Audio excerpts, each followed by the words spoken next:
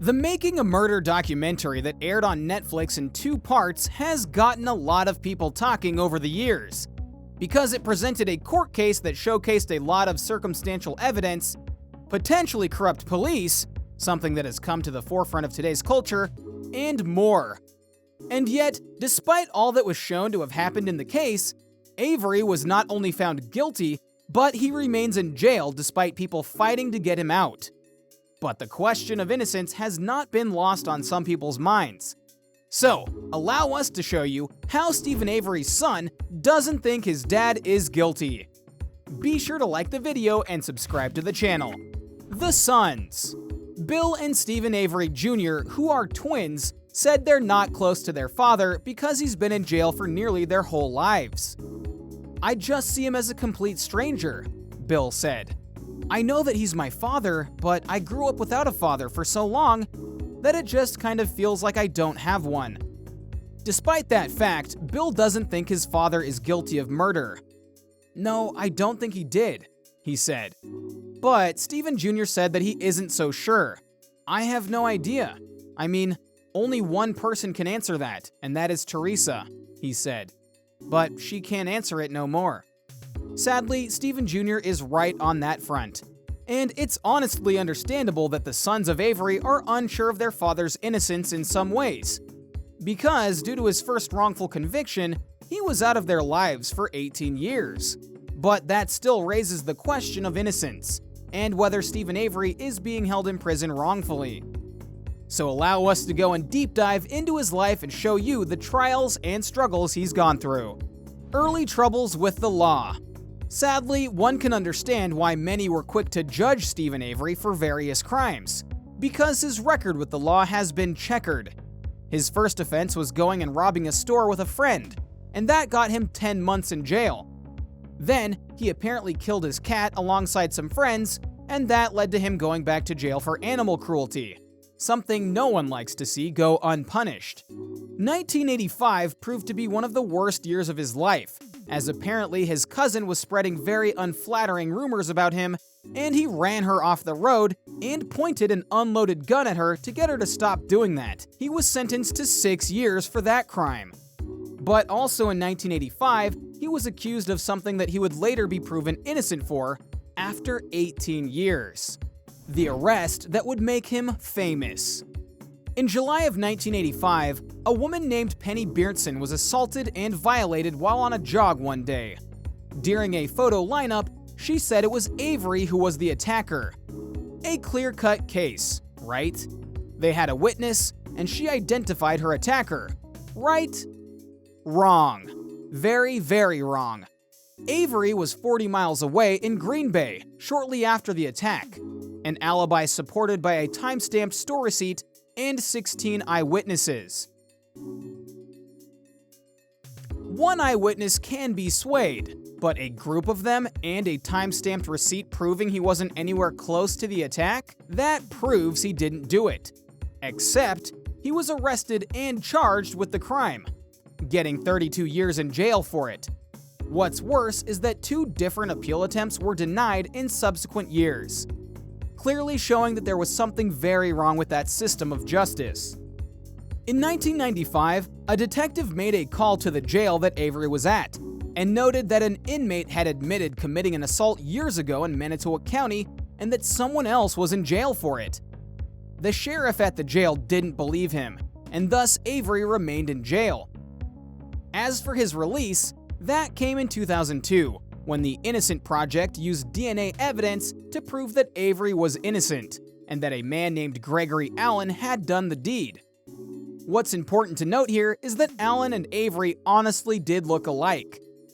After being released, he sued many of the people responsible for his wrongful conviction, and got $400,000 in restitutions, which should have been a decent enough way to end this story.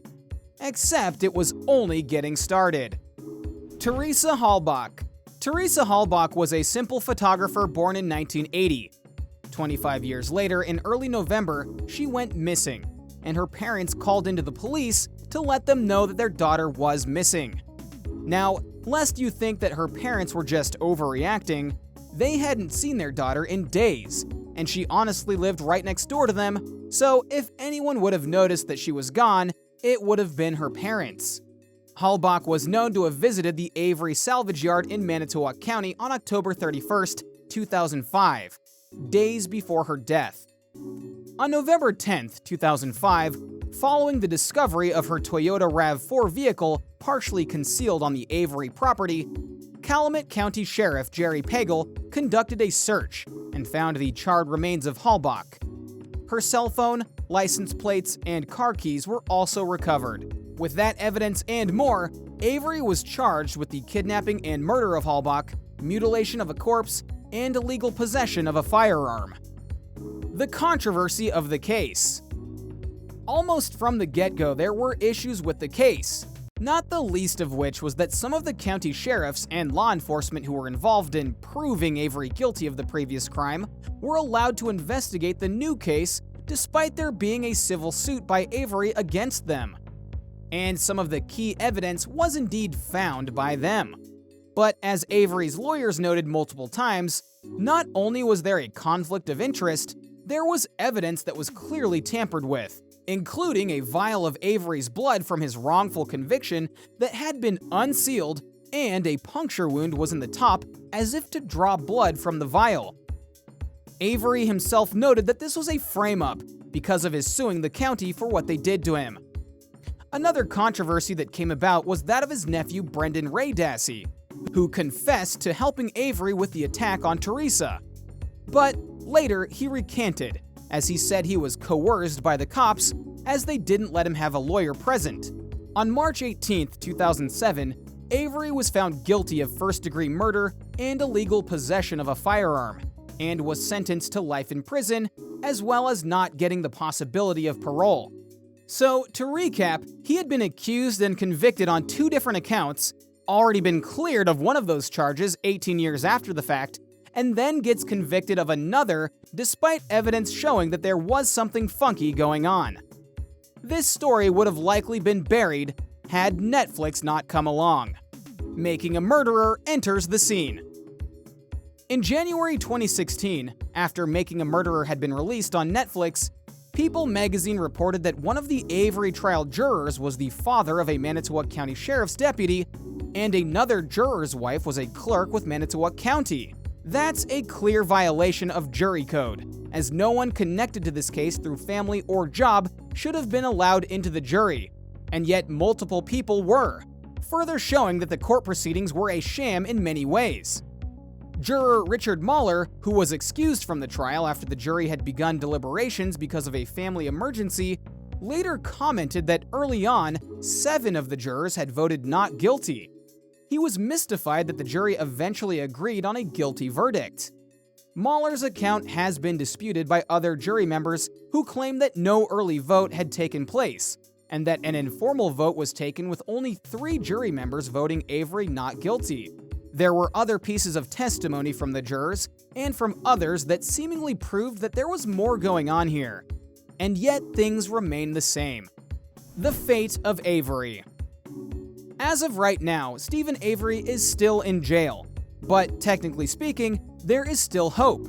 Mainly because his new lawyer is fighting with everything she has to try and get him out, and she has made a headway, believe it or not. There have been some losses, like a recent loss of an appeal, but she is not giving up, and neither is Avery. One has to wonder what will happen though if he is found innocent, because the ramifications of it all, especially in regards to the potential blatant miscarriage of justice, would be fierce. But until he's cleared of all charges, all we can do is speculate.